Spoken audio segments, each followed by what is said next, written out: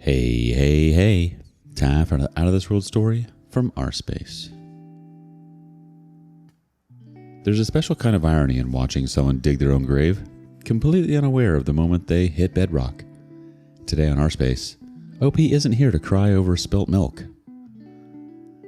She got caught bragging about tricking me to our friends, so I made sure she has no friends left, filed for divorce, and took everything. I've always hated when bad things seem to happen to good people, but that seems to be the way things go. When you go out of your way not to hurt anyone else, people seem to take that to be a free excuse to treat you however they want, and they'll keep doing it if you keep letting them get away with it. Well, I'm not letting her get away with it this time. Let's make things clear. I'm not some nice guy who's mad because I've been done wrong. I'm pissed all the way off because someone I loved has been playing me for a fool for years. I'm a 29-year-old male who's been married to my wife, Susan, 28, for 3 years. All that time, I thought our relationship was perfect. Sure, we had some rough patches, but over time, our relationship smoothed out, and I thought we were golden. Our friends even made comments about how they were jealous about our relationship. I believed it too. I thought I'd hit the jackpot and found my soulmate. We met at a party that a mutual friend, Ethan, was hosting. I knew him from work, and she knew him from college. He didn't try to set us up or anything like that. We both happened to run into each other at the party, got to talking, and things got off from there. She seemed to be everything I wanted in a partner. We shared some interests, so I didn't hesitate to ask her on a date. She agreed and we went on another date, and 2 years later, we were married. We don't have any kids, though we were starting to discuss it. She's a kindergarten teacher, and she's always loved kids, but the timing had just never been right for us. She didn't make much money from her job, but I made enough to cover all our needs. I'm a senior developer with a software company, so I earn a lot, but I job hop pretty often, not quite enough stability for raising a child. You need to know that Susan's relationship with her sister, Rachel, isn't the best. They don't get along very well. I'm not sure what it is. Call it sibling rivalry, envy, or conflicting personalities. They end up fighting more often than not. The funny thing is that they had these moments of peace when they'd get along for a while. Sometimes it would last a few days, sometimes it would be a month or two, but they would inevitably find something to get mad at each other about. I tried to keep myself as uninvolved in those spats as I could.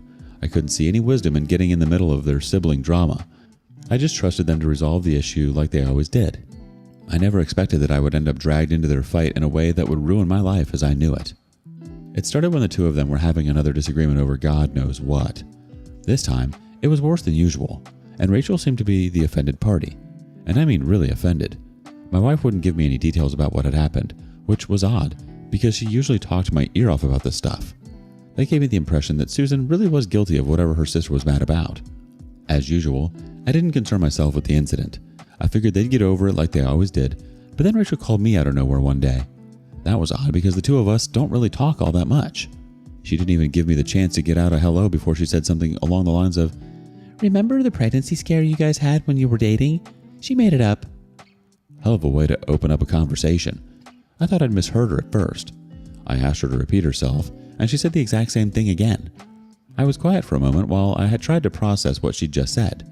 My first thought was that it was a bad joke before I landed on it being an underhanded lie to get a revenge on her sister. I made my voice as firm as I could and said, "That's not funny, Rachel." She didn't change her tone even a little and insisted that she was telling the truth. She was right that there had been a pregnancy scare, and I wasn't too surprised that her sister knew about it, but I couldn't believe that she had made it up. What reason could she possibly have for that? I asked her that, and she told me that Susan had been worried that we were done, and she'd tried to baby trap me into the relationship. She said Susan had told her that she wasn't ready to lose the lifestyle I provided for her. At that point, the story was starting to make a little more sense.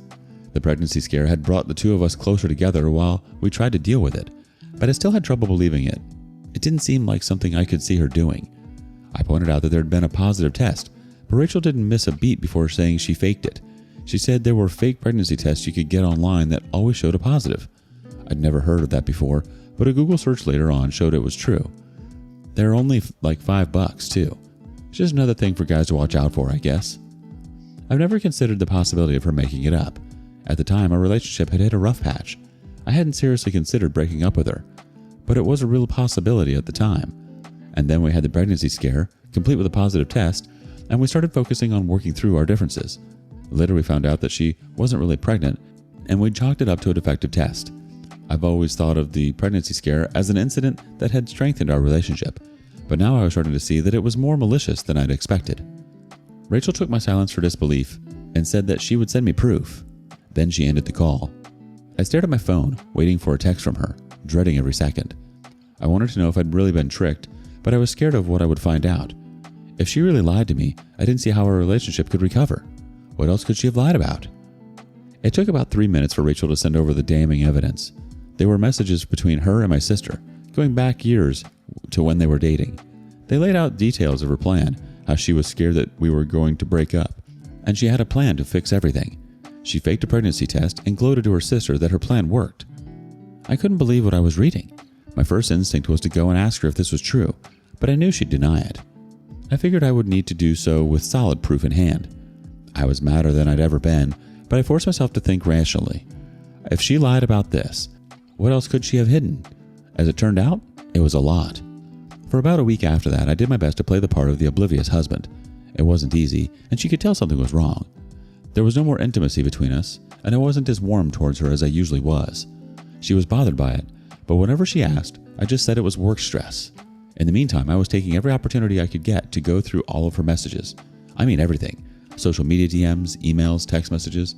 Whenever her laptop was unattended, or her phone was lying on the bed while she was in the shower, I'd take the chance to go through her messages. I was thorough, too. If she was lying so early on in our relationship, then I had to search through years of messages. I found what I was looking for in her DMs and texts with 2 of her closest friends, Stephanie and Melissa. I didn't even have to go further back than a few months before I found what I was looking for. My wife was having an affair. About a year ago, she told her friends that she was tired of our relationship, but she couldn't give up the financial security I gave her. She mentioned a guy, James, who made her feel alive and excited. He was the father of one of the kids she'd taught last year. She wanted to leave me for him, but he didn't make as much as I did. I felt sick, but I had to force myself to keep scrolling. I needed to know everything. A few months down the line, she was laughing to her friends about how she'd managed to trick me. She'd been screwing around with this guy for months without me figuring anything out. They joked about how I was oblivious and called me her safety net. I had to stop reading after a while. This wasn't the woman I thought I'd married. This person was cold and calculating, and she had been since before we got married. She was making a game out of my pain. I was surprised to realize that I was more angry than hurt. I wasn't going to just sit and take this. I stomped over to her and threw her phone in her lap and demanded that she tell me everything about James. She didn't attempt to deny it because the evidence was sitting right there between us. She didn't say anything at first until I shouted at her to explain herself. She started tearing up and said that she'd never meant to hurt me. Our relationship had started feeling safe and boring to her, and she just wanted some excitement. James didn't mean anything to her. She'd always planned to break things off with him eventually. All of the anger poured out of me after I heard that. I hate to admit it, but I spent 10 minutes screaming at her about how stupid that was and how she'd ruined our relationship. I brought up what her sister had told me and pointed out that she'd always been a liar and a user. She sat there crying and saying we could still save our relationship. I told her we were done and that she needed to pack her stuff and get out. It took another hour of screaming before she finally got her stuff together and left. She said she'd be back in the morning so I could cool down and we could talk things through. But I'm not waiting that long. I'm already looking up divorce lawyers. If she thinks she can fool me and still keep her safety net, then she has a cold reality check coming for her. The sheer audacity of faking a pregnancy to manipulate you into staying, then carrying on an affair while laughing behind your back with her friends, it's like she believed she was untouchable. Here's the thing. People like her always think they're smarter than everyone else. They underestimate the people they're deceiving, assuming their lies will never catch up with them. She thought wrong. Update. Susan really did come back the next morning, but I hadn't cooled down at all. I was on my way out to meet up with a divorce lawyer when she came up to me. She was pleading with me to give her a chance to talk things out. I didn't slow my pace as I walked to my car. I told her that there was nothing to talk about without my lawyer present. That shut her up, and I took the opportunity to tell her that I was going through with filing for divorce. Then the tears started again. I didn't let them bother me. I knew she didn't actually feel guilty. She just felt bad that she'd been caught, that she was losing her lifeline. I got into my car and drove off. She called my number a dozen times on my way to the lawyer's office, but I just let it ring. There was no need to talk to her because she had no chance of talking me out of what was coming next. She was served with the divorce papers when they were ready. She was still unhappy with that, but this time she was angry instead of sad. Now she was saying that the failure of our relationship was my fault. According to her, people cheat in relationships every day, but they need communication to overcome it. It was apparently my fault that we were getting a divorce because I wasn't willing to compromise. That just made me madder. That was a new height of dodging accountability. We had another argument that ended with me storming off, but I knew I wasn't going to be happy with just getting a divorce anymore. I wanted a clean break from her, but now she was victim blaming me and turning me into the bad guy. I wanted to make her pay. I remember her friends laughing at me in their group chat and knew how I was going to do it. I knew it was just a matter of time before she started spreading more lies to our friends. I was going to make sure she didn't have any friends left before that happened. Over the years, she talked a lot of crap about her friends behind their backs. A lot of it had been verbal, but some of it had been texted. So I texted each of her friends everything she had said about them. Every dirty little detail, every snide remark she had ever made. I included screenshots of what she had said where I could. I also threw in the details of her infidelity for good measure. The replies started flooding immediately. Disbelief, anger, shock. None of them seemed ready to give her the benefit of the doubt. Why would they be? She'd said some nasty things about these people behind their backs. It didn't take up to half an hour before Susan confronted me about it. She was livid. Her friends were all enraged, and they were all on her butt about things she'd said to me about them. Some of them were swearing never to talk to her again. Some said they were glad that she was getting divorced. She accused me of being petty, vindictive, and cruel. I didn't care. This wasn't just about revenge for the sake of revenge. Well, part of it was, but I also wanted to expose her for what she was. If she was going to lie, cheat, and use people, then she didn't deserve all of the friends that she was pretending to cherish. I told her that she could save her outrage for someone who would believe her BS. I found out from some of her friends that she tried to salvage her image. Just like I predicted, she painted me as a bitter husband trying to destroy her reputation, but none of them believed her. She could try to revise all she wanted, but they'd all seen what she'd said in writing. On top of that, they themselves had seen her talk nasty about other people. She wasn't able to win any of them over. The divorce was brutal. We both fought viciously to get as much as we could. In the end, things mostly went my way. I had proof of infidelity, which goes a long way in my state. We didn't have kids either, and she had her own job, so I managed to get off without alimony. Her job didn't pay too well, but in the eyes of the judge, it was good enough since she wouldn't end up poor without my income. She didn't have a support system after either. Her parents were the only people I knew who were still talking to her after the divorce. From what Rachel told me, they were disappointed in Susan too, but they couldn't abandon her like everyone else. Rachel wanted nothing to do with Susan, especially after I'd shown her some of the things Susan had said about her behind her back. I realized just how bad it had gotten for her about 2 weeks after the divorce. That was about the time that I got a visit from my ex-wife. She'd been calling me frequently after the divorce was finalized, but I never picked up. I had nothing to talk to her about after all. She'd lied to me constantly and used me for my money while sleeping around behind my back. I was still bitter towards her, but I let her in to hear her out. It seemed like she had hit rock bottom. She had no friends and her safety net had been yanked out from under her. She started by apologizing, but those might as well have been empty words to me. There was no reason to believe she felt apologetic for any reason other than karma hitting her square in the face. I was already regretting talking to her, just because of how boring it was listening to her whine. Once she was done with the apology, she started pleading with me to take her back. She said she'd realized that she'd screwed up, and she was ready to change. She claimed she didn't care about the money anymore, she just wanted to fix things between us. I asked her about James, and she went quiet for a while. She said things were over with him, and that she was dedicated to winning me back so we could have a fresh start. I told her that she was free to have her fresh start with whoever she wanted, but I wasn't going to be involved.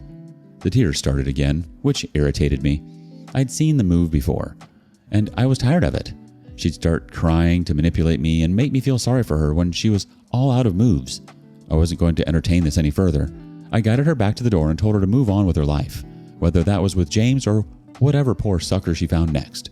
She tried one last attempt on me, telling me that I was the only person she'd ever truly loved. I didn't answer that. I just closed and locked the door behind her. That was the last time I saw her. I'm dedicated to going no contact with her. I don't even talk with her family anymore. I don't feel any pity for her or any regret about what I did. I'd reclaimed my self-worth after she had taken advantage of me for so long. I secured my finances and protected what I owned. More importantly, I'd exposed her for what she truly was and stopped her from twisting the narrative to her own advantage. After all of that, I've made a point to focus on myself. I gave selflessly to her for so many years that I'd forgotten to work on myself. I'd been sinking myself in my career and self-development.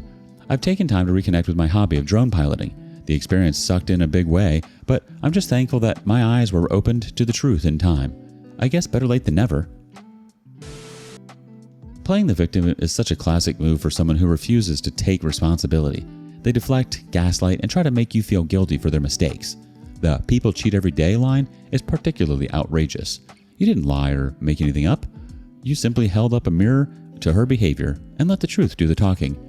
If her friends couldn't stick by her after seeing what she said and did, that's on her, not you. She dug her own grave there. What would you do if you discovered your partner had manipulated you early in your relationship, as Susan did with the fake pregnancy? Let us know in the comments below. Thank you for joining us today on rSpace. Be sure to like and subscribe and hit the notification bell so you don't miss out on our next video. Until next time.